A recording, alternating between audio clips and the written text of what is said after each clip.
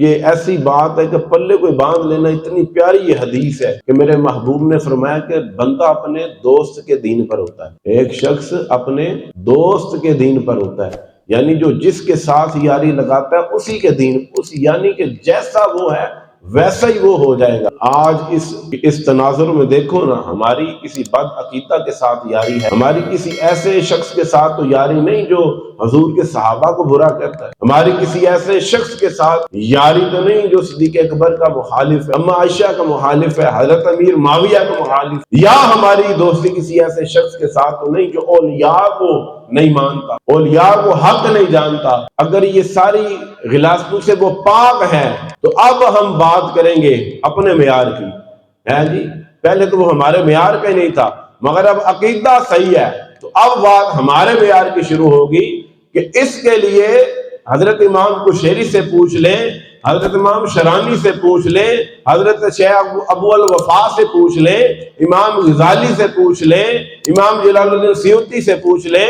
جس بندے سے یہ جو تگڑے ہیں اس امت کے اکابرین، ان میں سے جسے بھی پوچھ لو جو صوفیاء کی لائن کا ہے، جو صوفیاء کو سپورٹ کرتا ہے، اور ایسا کوئی شخص نہیں جو صوفیاء کا انکار کرے، سب ہی ان کی ہمت کی داد دینے والے ہیں۔ بلکہ یہاں تک فقہاء اور محدثین نے لکھا کہ جہاں پر ہم عاجز آ جائیں وہاں پر صوفیاء کی ہمت جوان ہے، وہاں پر صوفیاء کی ہمت جوان رہتی ہے، یہ ایسے جوان مرد ہوتے۔ اب بات ہمارے معیار کی ہوگی کہ یہ بزرگ فرماتے ہیں کہ اگر بندہ اللہ کا ذکر کرنے والا ہے اور وہ ایسے شخص کے ساتھ یاری لگائے جو اللہ کا ذکر نہیں کرتا، ان قریب یہ بھی ذکر سے جاتا رہے گا۔ یہ عقیدہ درست ہے، نظریہ درست ہے۔ پھر یہ بات جو ہے ہم نے آپ کے سامنے رکھی کہ ایک بندہ، آپ بھی کٹر سنی ہے، وہ بھی کٹر سنی ہے، مگر آپ اللہ کا ذکر کرنے والے ہیں، وہ اللہ کا ذکر کرنے والا نہیں۔ آپ کسی آستانے سے مرید ہیں اور وہ اس بات سے باغی ہے کہ جناب علی کسی سے تربیت لی جائے، وہ جیسا چاہے یارو دوستوں میں اٹھے بیٹھے، کھائے پیے، سیر و تفریح، یہ ساری چیزیں جو آپ اس کے اندر دیکھیں گے یہ ایک ایک کر کے آپ کے اندر منتقل ہوگی۔ تصوف سیکھنا حالاجی کا گھر نہیں، یہ بہت باریک بینی سے اس پر نظر رکھنی پڑتی ہے، ایک ایک چیز ایک ایک لحاظ سے سمجھانی پڑتی ہے مریدین کو اور جناب علی شاگردوں کو، ایک ایک چیز سکھانی پڑتی ہے، سمجھانی پڑتی ہے کہ ایسے ہی تصوف حاصل نہیں ہو جاتا، اسے ایسے ہی سمجھا جا سکتا نہیں۔ آپ رسالہ کشیریہ پڑھ لیں، آپ قواعد صوفیہ پڑھ لیں، حیران رہ جائیں گے کہ یہاں تک بات لکھی ہوئی ہے کہ جناب علی ایک شخص یہاں سے وہاں تک جائے تو کیسے جائے، یہ کوئی کہے کہ یہ کیسے، وہ جیسے مرضی چلا جائے، مگر اس کے کچھ آداب ہیں، چلنے کے آداب ہیں۔ جناب علی وہ پاؤں اٹھائے تو کیا تصور کرے، بعض بزرگوں نے یہاں تک لکھا کہ چلنے والا جب چلتا ہے تو ہر قدم پر یہ تصور کرے کہ وہ اپنے قدم سے دنیا کو روند رہا ہے اور اس کے اندر جو دنیا کی محبت ہے اسے روند رہا ہے۔ جناب علی یہ کبھی کسی نے سنی ہے یہ باتیں، کبھی کسی کا دھیان گیا اس طرف؟ تصوف ہم نے کہا کہ ہم نے وہ چیزیں آپ کے سامنے بھی رکھنی ہے جو کتابوں میں دبی پڑی ہیں، اور کچھ ایسی بھی چیزیں ہیں جو کتابوں میں نہیں، اللہ کے فضل سے سینوں میں محفوظ ہیں،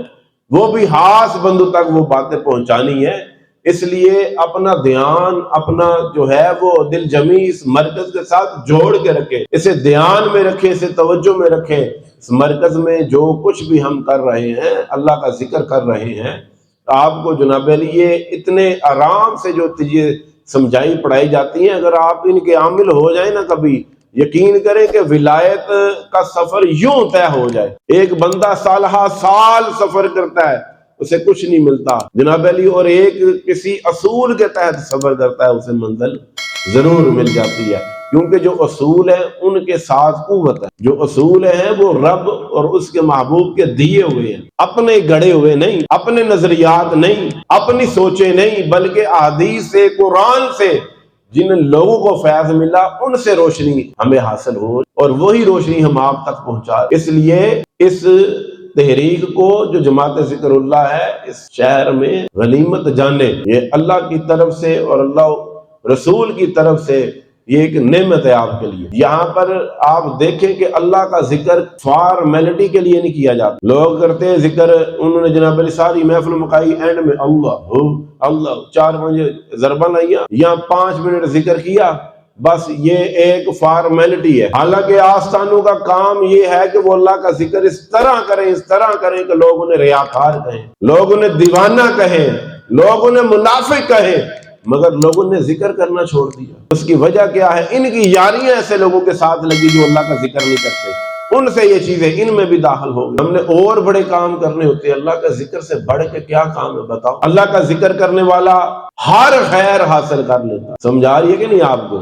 اللہ کرے آپ کو جو میں سمجھانا چاہ رہا ہوں سمجھ آ جائے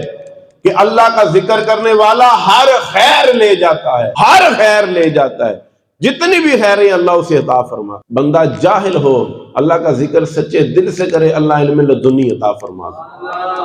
جی جاہل نہیں رہنے دیتا،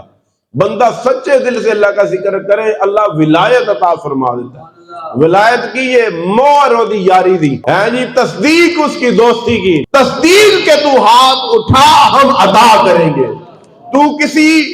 مردہ پر بھی توجہ کر، قبریں پھاڑ کے باہر ہم نکالیں گے۔ یہ تصدیق ہے ولایت اس بات کی کہ جناب علی کوئی تیرے ہاتھ میں ہاتھ دے دے، ہم اسے جنت عطا فرما دیں گے، کیونکہ تو ہمارا بندہ، تو ہمارا ولی ہے، تو ہمارا ولی ہے۔ اور یہ تصدیق ہے اس بات کی کہ جو اس بندے سے محبت کرے وہ رب سے محبت کرنے والا، اور یہ تصدیق ہے اس بات کی جو اس بندے سے دشمنی کرے وہ رب سے دشمنی کرنے والا۔ یہ ولایت اس بات، ان ساری چیزوں کی ضمانت ولایت ذکر کے اندر چھپی ہوئی۔ تو ذکر کر، اللہ تجھے ولایت، یہ ہم اپنی طرف سے باتیں نہیں کر رہے۔ امام کشیری نے لکھا ہے اس رسالہ کشیریہ میں، ولایت کا باب جا کے پڑھ لے، پھر دیکھو کہ اللہ کا جو عذاب ہے،